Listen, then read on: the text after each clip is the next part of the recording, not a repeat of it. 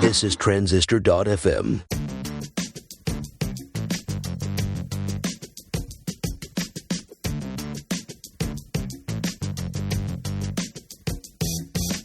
Hey, let me ask you a question.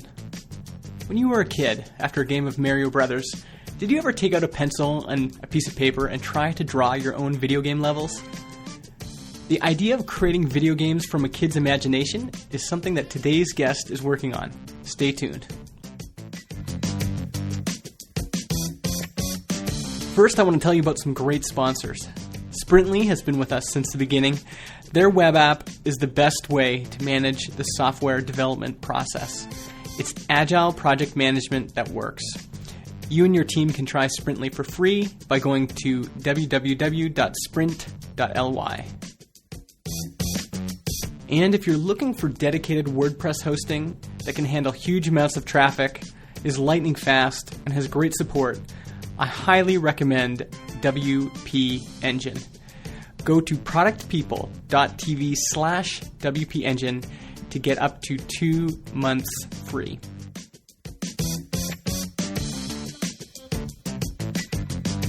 If you want show notes and more information about the show and other projects we're working on, go to productpeople.tv. You can also sign up for our newsletter by going to productpeople.tv/newsletter. Now let's get to the show.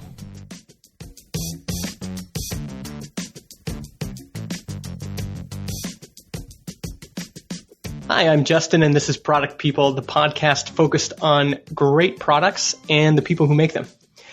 And today we have Robin Rath on the show, and he's going to tell us about a Kickstarter he has going for a product that would allow you to draw your own video games. Robin, welcome to the show. Hey, Justin. Thanks for having me. It's great to be here. Well, I'm glad you're here.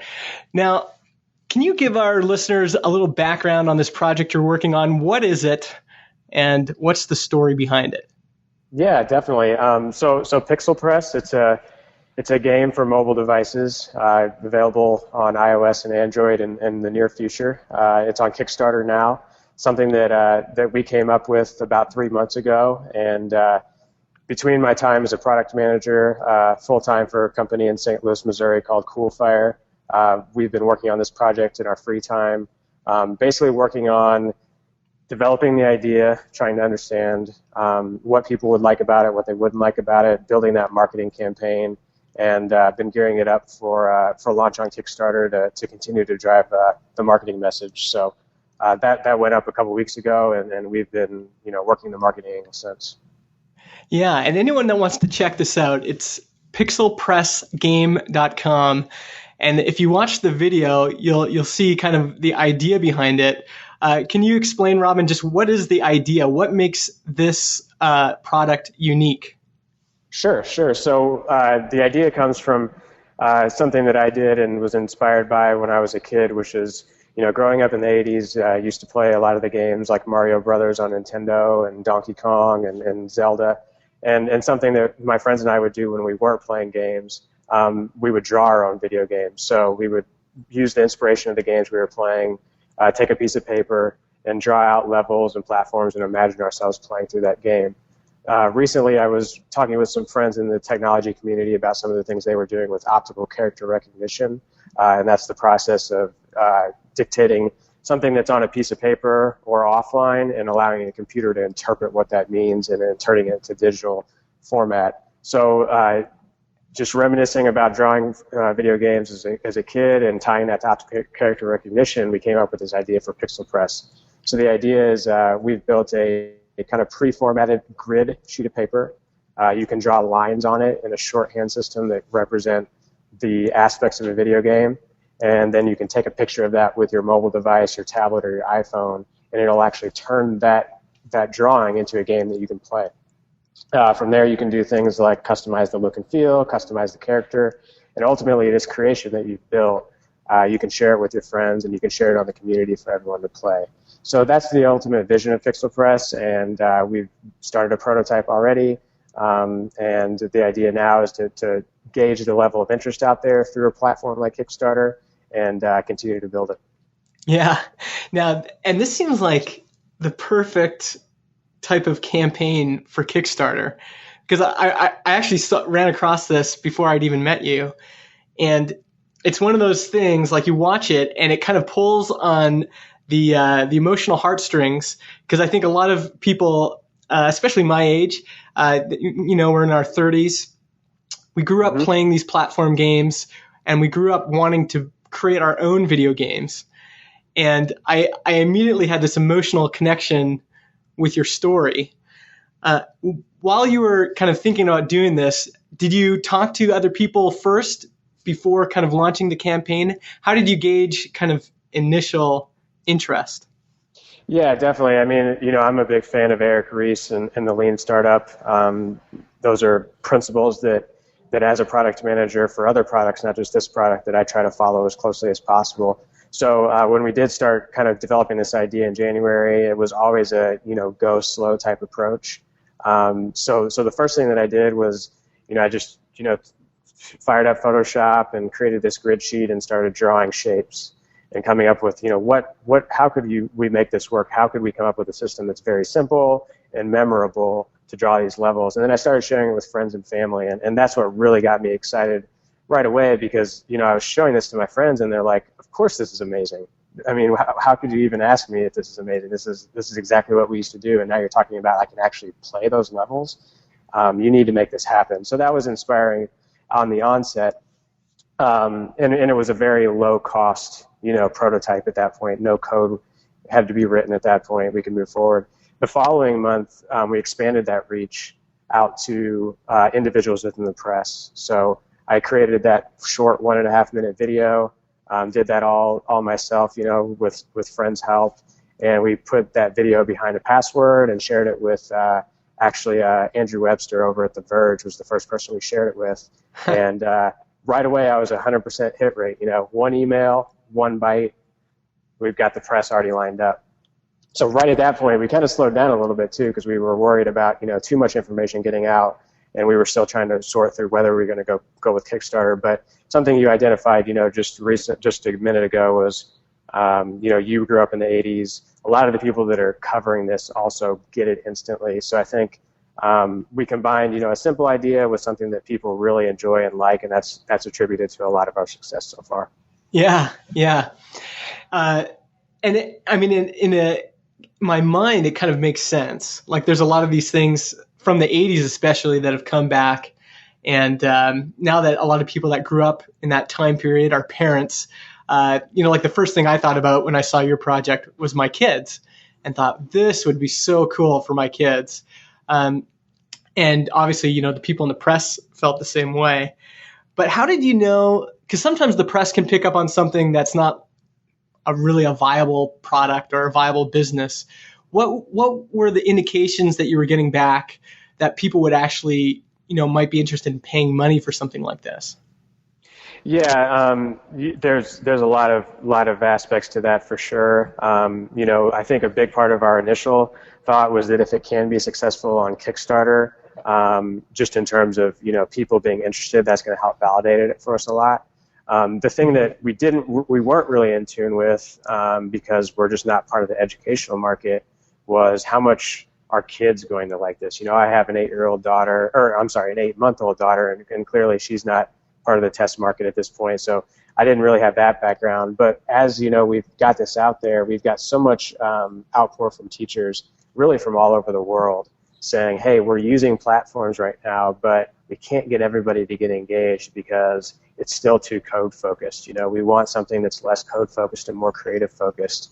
So that's that combined with what we're seeing with games like Minecraft, where a lot of the reasons that it's so successful is because it's got sharing built into it. People want to share things that they spend a lot of time working on and get those YouTube videos out and all that. And it's fun, of course, but people like to share those things because they spend so much time on them and they're proud of them. So those are some of the things we wanted to key in on. As far as the monetization side of it, we are learning that monetizing through education markets is very challenging. People aren't necessarily looking to spend a lot of money, and some of the challenges we're having with our Kickstarter are kind of related to that. But at the same time, it's very clear that people are very interested in this platform, and obviously app stores are a viable business model if you can kind of find that magic bullet of in terms of how to kind of connect with people and keep them engaged. So we're very hopeful that, that we're very confident that we're creating a product that people want, and it's just a matter of executing on it and making sure that some of those small things are set up correctly. Yeah. And so how is the pricing going to work for Pixel Press? Yeah, we've been careful about publicly saying anything on those lines because we're just not sure yet ourselves. One thing that we want to be very sensitive to is not overdoing in-app purchasing because a lot of parents and a lot of consumers in general feel like they've been burnt a little bit on the way that some of these apps are pricing, like the free and then pay a bunch of money for coins and all that type of stuff.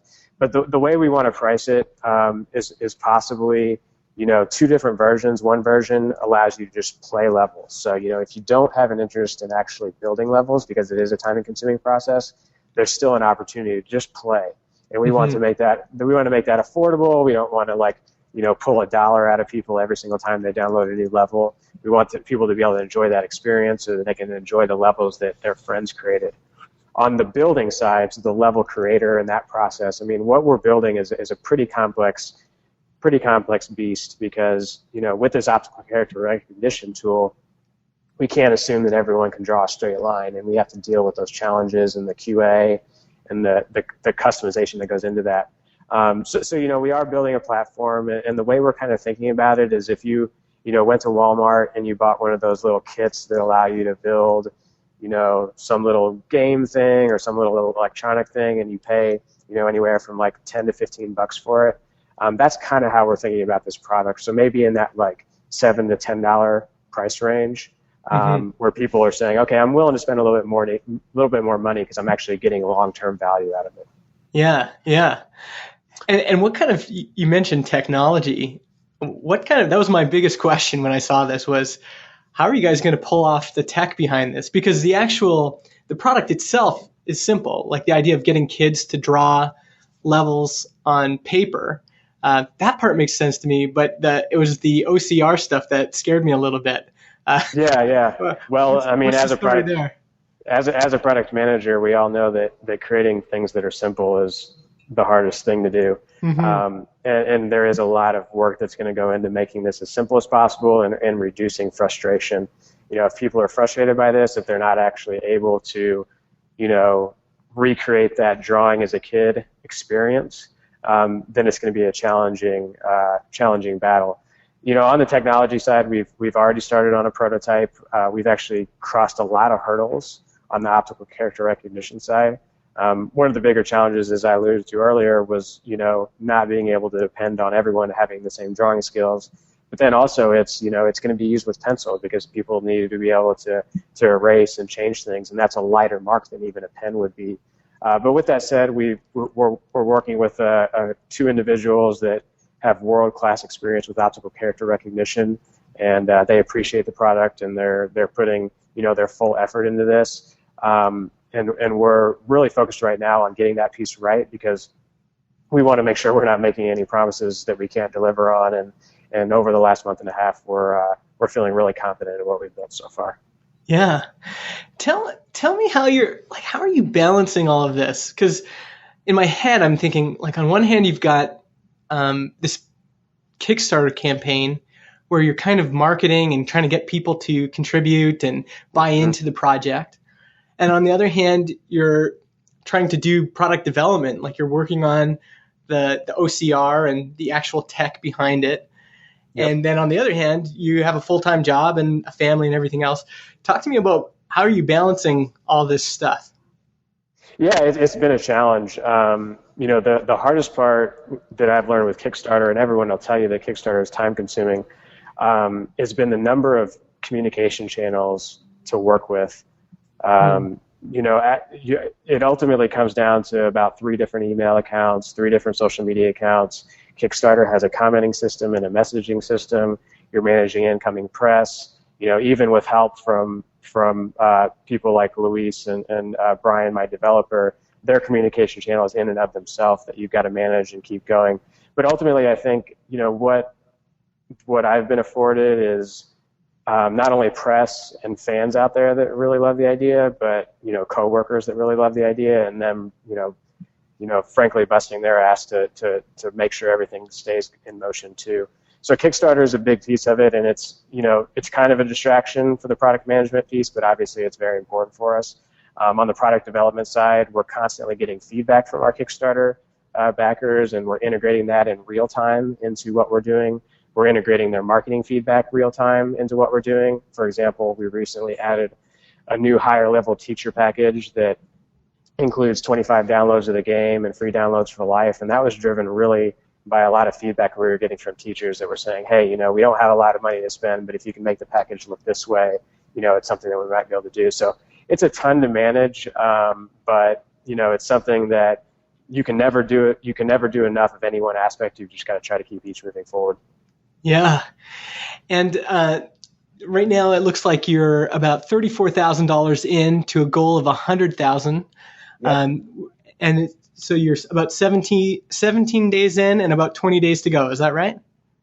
Yeah. So we started the campaign at 37. So yeah, we're right at 17.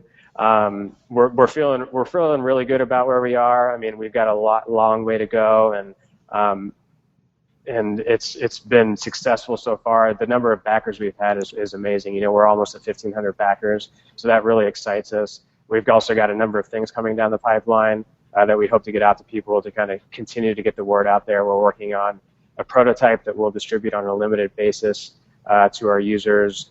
We've got things going on like drawing contests.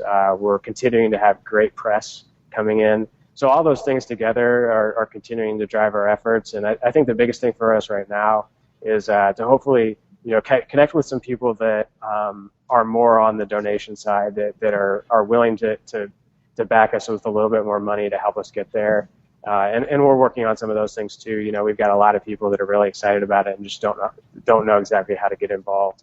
So this Kickstarter project is a constantly moving beast, and there's a lot of good things going on with it right now. Yeah, and in some ways it's kind of amazing if you think about it, because again, like a lot of the interviews that we've done on the show are business to business apps, which are actually normally not that complicated to build. The tech behind them is a database and putting stuff in the database, retrieving stuff from the database. But this has some actual real tech behind it. And, it's probably something that you could have gone out and, maybe approach some angel investors or something. But I'm looking at, $34,000 already. That's kind of like a small angel round right there. Is there a reason you decided to go Kickstarter versus, look for other funding? Yeah, I mean, I think one way that I've looked at it is, if someone's willing to give you $100,000, it's just one person. How does that help you really validate the fact that you have a great product idea?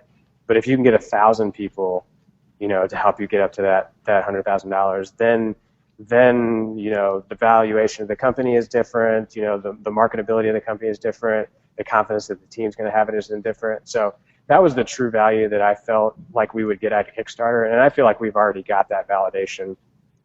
Before, we felt like we needed $100,000 to make this happen, but now we're in a mindset now where maybe that if we don't get the $100,000, it slows us down a little bit. Mm-hmm. But we've got the validation that we were looking for from this, for sure.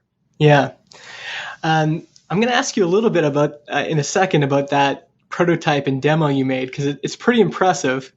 But maybe just to round off this Kickstarter part, what do they? Because I've never done one. Do they give you the actual contact information for all the folks that have backed? Like, will you own the mailing list when you're done, or is that something that stays with Kickstarter? Yeah, so there's an export button. I did click it, and it said something along the lines of you either have to be backed or your campaign has to be ended over before you can export it. But I will say, even if your Kickstarter is unsuccessful, you still have access to all those people through the Kickstarter messaging system. For example, I've backed projects that have been unsuccessful, and I've got thank yous post campaign, and those types of things. And I've even been asked to, transfer my donation to PayPal if I was interested in doing that. Hmm. So yeah, I mean, it's pretty cool to have like this community within the Kickstarter campaign. It feels weird to send out an email update to my Kickstarter backers, and I'm like, hey, 1,400 people that are super enthusiastic about this project are going to get this email. That's kind of a cool feeling. So Yeah. It's almost like a social network for Pixel Press that Kickstarter has allowed us to build. Yeah. Yeah.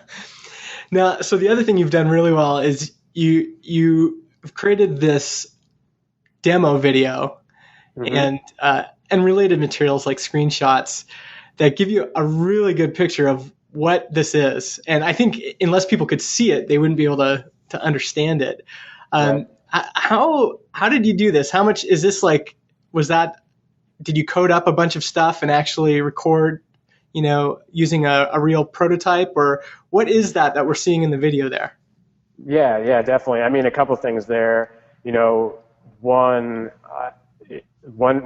benefit that I've had to this point is that my work within product development and specifically as a UI and UX designer over the last 12 or 13 years kind of put me in a position to be able to create a majority of what you see myself without writing any code at all. Mm-hmm. All of it was built, in Photoshop and Fireworks, and then imported into Motion and Final Cut, and put together, essentially, pieced together without writing any code. And we created that video not to deceive anybody, but to sell the vision on what it could be. And have really only recently started writing code. So I think to the lean startup model, I think one thing to note about this project is it's been very cost effective. There hasn't been a lot of money spent. And the result of that was a lot of press and a lot of interest and, a successful Kickstarter campaign at this point without investing a lot of money. So, I think a message out there for individuals trying to do ideas and also corporations trying to do ideas is it doesn't always take a big budget. I think the thing that probably is one reason, probably the number one reason for the success of it, though, has been that it's been something that I'm super passionate about. I've done other projects like this in the past where like you'll get a month in, and if you don't get positive feedback, if you're not really that into it, it's hard to spend every night till 2 a.m. working on it. But if it's something that you really love and you're continuing to get good feedback because it's a great product, then it's going to continue to drive, that development. So I think those are some key things that have kind of made us at least be able to reach this point so far. Yeah, and can you give us an idea of like how much you've spent in terms of money and time just getting what you have off the ground? Yeah, I mean, prior to the Kickstarter, I spent probably $2,000. Now, granted, I built the website, got a little bit of help from some friends. I built all the graphics. So there's a lot of things that I think not everyone would be able to do themselves. But spent a minimal amount of money there. And then since the Kickstarter campaign is gone, we have spent money on things like some Facebook ads and, press releases and some of those things. So, the money's adding up a little bit here and there throughout the Kickstarter campaign. And then I've kind of floated some money to my development team to kind of just bolster what they're doing and started to work through that. But a lot of that is going to ultimately be, like partnerships and those types of things. So yeah, it's been cost effective at that point. As far as the amount of time spent on it, I mean, it's probably in the range of, personally, I don't know, maybe 300 or 400 hours. A lot of late nights spent on it. Mm-hmm. And as of recently, I've been working on it full time. I've worked with the company that I work for, and I've kind of taken a sabbatical away from that while managing this Kickstarter because it's 100% a full-time job. So the time's adding up a little bit pretty quickly there, but yeah, that's kind of a summary. So you're saying I'm going to put my full-time job on hold for a bit while I focus my energy on this because I guess you only have so much time. Yeah, as someone who likes to do as much as possible, I struggle with personally that the next connection that I'm going to make with a reporter or a backer is just one email away. So there's never going to be enough time to send enough emails. It's just a matter of keep going and put as much time as possible. So I sat down with my wife and talked about it, and we think it made a lot of sense to continue to invest, our own personal time and money into this to help see it through. Well, let's talk a bit about that, maybe just to close. What was that conversation with your wife like? How did that go? Why was she willing to come on side with something like this? A lot of it is the fans and what they've had to say. She believed in it from the start. She loved the idea. She didn't necessarily get it because she didn't draw video games when she was a kid, but she knew I was passionate about it. And then the amount of support from the press and the fans makes it clear that this is an endeavor worth pursuing, whether it's financially or on the education side. That's been a big focus for us. Is we feel like there's real, tangible values that kids can learn by learning how to build video games, whether it's computer graphics, patience, logical thinking, teamwork, whatever it is, those are things that, ultimately have a lot of value. And if you can tie that to something that's fun, that's where, the real skill starts to develop, because the passion that I have will just be extended to them. Yeah. Well, Robin, I think it's a great project. Where can people find out more? Yeah, so our URL is pixelpressgame.com. You can find us on Google pretty quick with Pixel Press. You can also find us on Kickstarter. Like you said, we've got about 20 days left. We're 33% of the way there and going strong. Still getting a lot of excitement. We've got a lot of fun things going on. So yeah, pixelpressgame.com, and that'll take you wherever you need to go. Perfect. And where can people find you personally? Are you on Twitter or anything else like that? I am on Twitter, yeah. It's Robin Rath, so at Robin Rath with an I. And, we're at Pixel Press Game on Twitter, too. Perfect. Well, I'll back the project. I'm going to start by putting $10 in. Okay. And any Product People listeners out there that are going to back the project as well, I want you to @reply Product People TV and @reply @Robin Rath.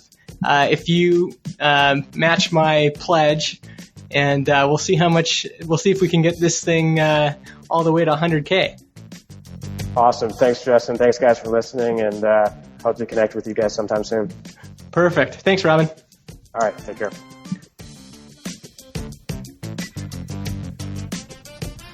And that's another episode of Product People. You can find us on the web, www.productpeople.tv. I'm Justin Jackson. That's @MIJustin on Twitter. And if you haven't already, if you could go into iTunes, search for Product People, and give us a 5-star review, that really helps the show get noticed. Next week, we are back with Dan Martell from Clarity.fm. We'll see you then.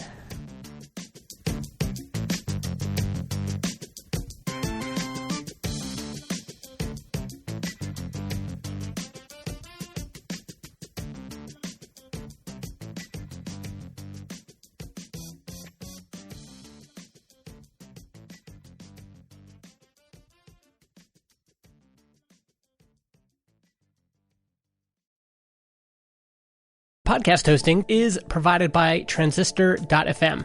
They host our MP3 files, generate our RSS feed, provide us with analytics, and help us distribute the show to Spotify, Apple Podcasts, and more. If you want to start your own podcast or you want to switch to Transistor, go to transistor.fm/Justin and get 15% off your first year.